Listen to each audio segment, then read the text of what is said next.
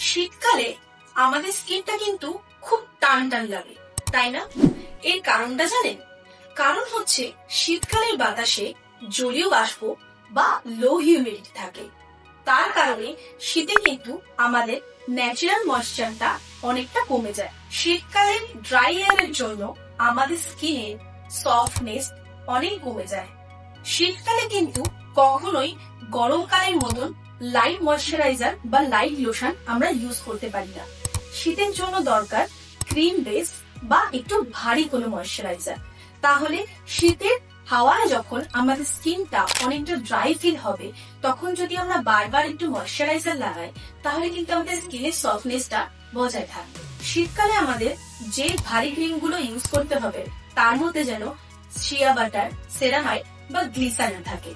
তাহলে কিন্তু সেই উপাদানগুলো আমাদের স্কিনের ময়েশ্চারাইজকে ভালো করে লক করে রাখবে।